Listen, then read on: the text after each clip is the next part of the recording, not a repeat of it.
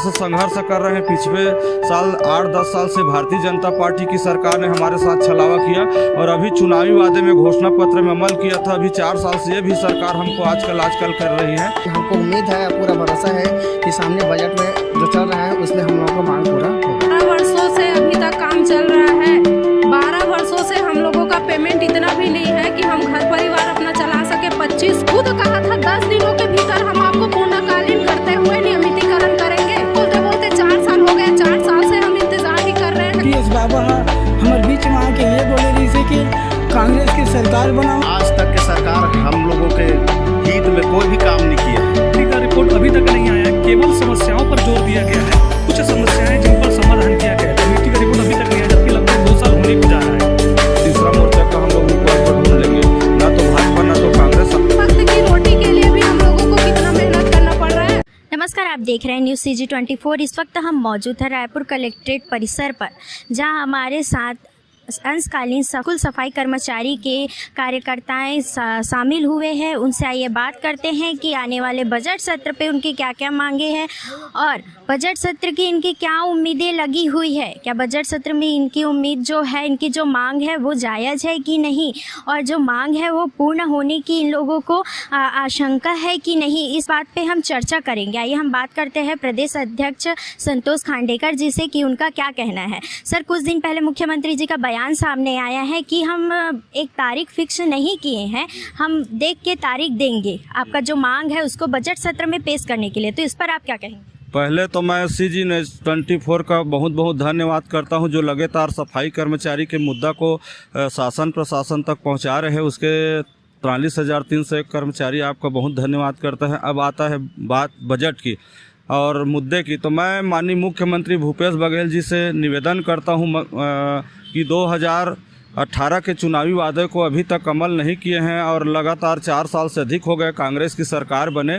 हम छत्तीसगढ़िया सरकार से उम्मीद कर रहे हैं कि इस बार निश्चित ही हमारी मांग पूरा होगी, परंतु सरकार ने अभी तक हमको मिलने का अवसर नहीं दिया है और बयान आ रहे हैं कि आपको मिलने का अवसर दिया जाएगा। हम सरकार से उम्मीद करते हैं कि निश्चित ही हमको एक डेट दे दिया जाए, 5 तारीख को या 6 तारीख को 10-11 बजे, क्योंकि बजट होने वाला है और बजट के पूर्व हमसे मुलाकात करके चर्चा हो जाए तो सकारात्मक पहल हो जाए, ऐसे विश्वास करते हैं। और निश्चित ही इस बार बड़ी उम्मीद है, क्योंकि 12 साल से हम लोग संघर्षरत हैं अपनी लंबित मांग को लेकर और पिछले 12 वर्षों से हमारा परिवार अच्छा से, चाहे दीपावली का त्यौहार हो या होली का त्यौहार हो, क्योंकि 2,000 रुपये मानदेय हैं तो 2,000 रुपये में हम लोग अच्छे त्यौहार नहीं मना पा रहे हैं। हमारी आर्थिक स्थिति बहुत दयनीय हो चुकी है। तो इस बार सरकार से पूरी उम्मीद है, छत्तीसगढ़िया सरकार से, कि इस बार मांग पूरी हो जाएगी।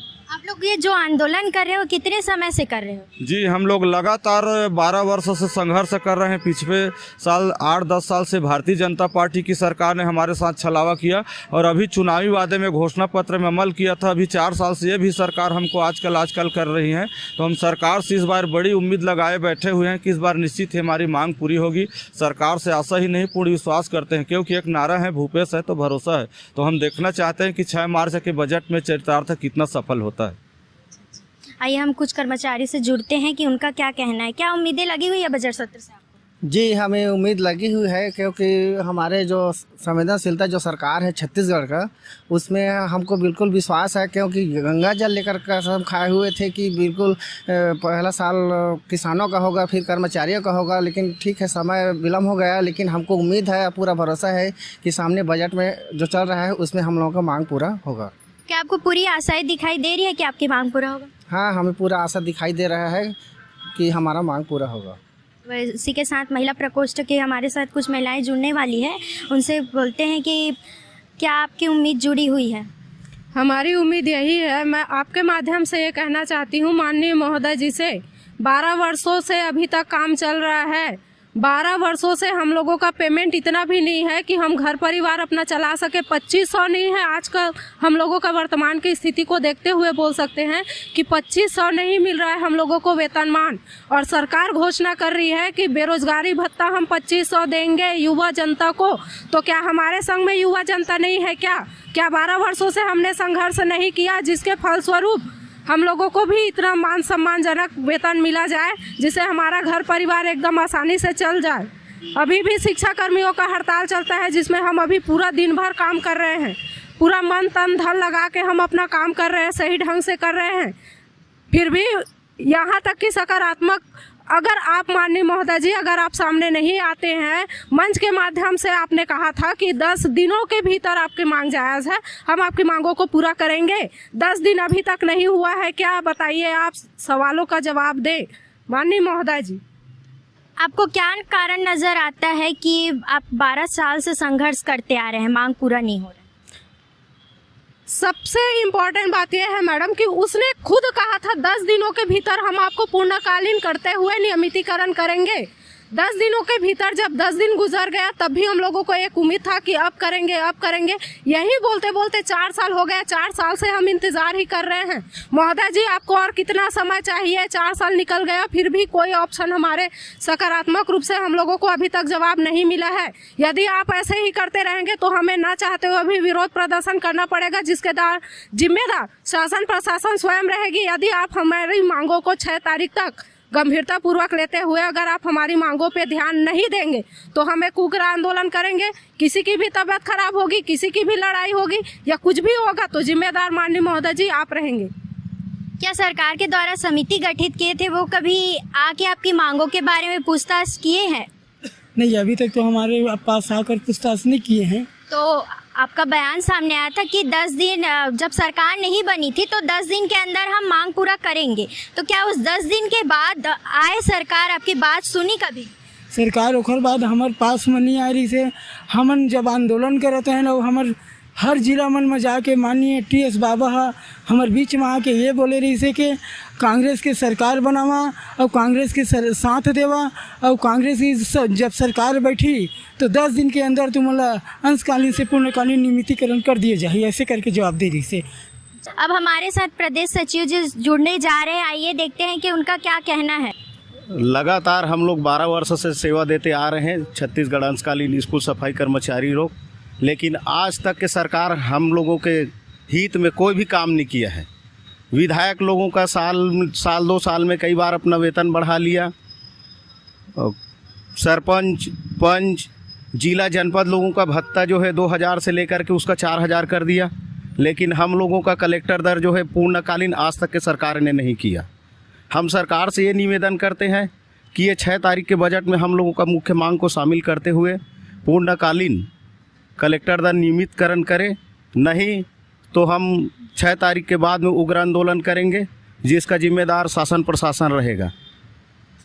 क्या सरकार कुछ समिति गठित किए थे आप लोग के ये जो आंदोलन और मांग को देखकर, कि आप लोग का आके हालचाल पूछे, आपके मांग के बारे में जाने? जी, हम लोग 2 अक्टूबर से पद यात्रा निकाले थे समस्त जिले से और रायपुर राजधानी पहुंचे थे। 5 अक्टूबर को हमने राजधानी में रैली निकालकर प्रदर्शन किए थे, जिसमें माननीय कमलप्रीत जी ने एक कमेटी गठित की थी और कमेटी हमारे मांग के संबंध में गठित की गई थी, परंतु यहाँ कमेटी का रिपोर्ट अभी तक नहीं आया है। केवल समस्याओं पर जोर दिया गया है, कुछ समस्याएं जिन पर समाधान किया गया है। कमेटी का रिपोर्ट अभी तक नहीं आया, जबकि लगभग 2 साल होने को जा रहा है।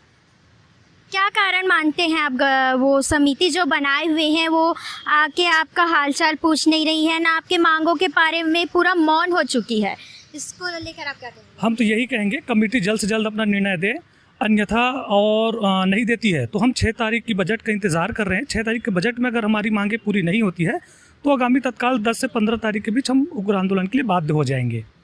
अब हम फिर से प्रदेश अध्यक्ष से जुड़ने जाते हैं, पूछते हैं कि अगर उनकी मांग पूरी नहीं हुई, आखिरी बजट सत्र पेश होने वाला है, अगर उस बजट सत्र में आपकी मांग को नहीं रखा गया, सरकार को आश्वासन और नहीं दिया गया, तो आप क्या करेंगे रणनीति? मैं तो सरकार से एक बार फिर दोहराना चाहता हूं कि भारतीय संविधान 1948 श्रम कानून एक्ट अधिनियम बना है, जिसमें बाबा साहब ने बोला है कि मजदूर को कलेक्टर दर से कम मजदूरी नहीं देना है। आज हर जगह, चाहे पंजाब की सरकार हो या दिल्ली की सरकार हो, झारखंड हो, उड़ीसा हो, बिहार हो, हर प्रदेशों में जब कलेक्टर दर मजदूरी अधिनियम लागू है तो छत्तीसगढ़ में क्यों नहीं किया जा रहा है। और हम चाहते हैं कि कलेक्टर दर हमारा संवैधानिक अधिकार है, इसको हर हाल में हम लेकर रहेंगे। 6 मार्च की अभी बजट में देख रहे हैं, सरकार से बात बार बार निवेदन कर रहे हैं, उसके बाद भी यदि इस बजट पर हमारी पूर्णकालीन कलेक्टर दर की मांग को अमल नहीं करते हैं तो हम लोग 10 से 15 तारीख के बीच में बहुत बड़ा आंदोलन चलाएंगे। क्योंकि सरकार को भी मालूम है, चाहे 2018 की चुनाव हो या उपचुनाव हो, हमने सभी जगह सरकार का खुलेआम समर्थन किए हैं और इस चीज़ को माननीय मुख्यमंत्री से लेकर उनके जितना नेता है पीसीसी सब भली भांति अवगत है। इस बार भी यदि सरकार जिस तरह हमारी मांगों को पूरा नहीं करते हैं तो भारतीय जनता पार्टी की सरकार ने हमने 2017 में सौगंध खाकर उनको पूरा सफाया किया था, उस तरह एक बहुत बड़ा आंदोलन चलाएगा और आने वाले समय में मांग पूरी नहीं होने पर तीसरा मोर्चा का हम लोग विकल्प पर ढूंढ लेंगे, ना तो भाजपा ना तो कांग्रेस। आपका मानदेय राशि कितना है? एक दिन की रोजी है 70 रुपये। तो आपको घर चलाने में तो काफ़ी परेशानियों का सामना करना पड़ता होगा। काफ़ी परेशानियों का सामना नहीं करते, जबकि डेली सो के उठते हैं तब यही सोचते कि आज हमारा घर परिवार कैसे चलेगा। 2 वक्त की रोटी बिताने के लिए, खाने के लिए, बच्चों की परवरिश के लिए, जो भी ज़रूरत की सामान है, 2 वक्त की रोटी, कपड़ा, रोटी और मकान, 3 चीज़ों के लिए हम लोगों को तो बात ही छोड़ देते हैं। 2 वक्त की रोटी के लिए भी हम लोगों को कितना मेहनत करना पड़ रहा है और स्कूल में जाके दिन भर रहते हैं तो कोई जगह हम लोग काम कर नहीं सकते और न ही हमारे एचएम या प्राचार्य जो भी है, मैडम है या सर है, जो भी है कार्य पे है अभी तो वो लोग हम लोगों को कहीं बाहर काम में जाने नहीं दे रहे हैं।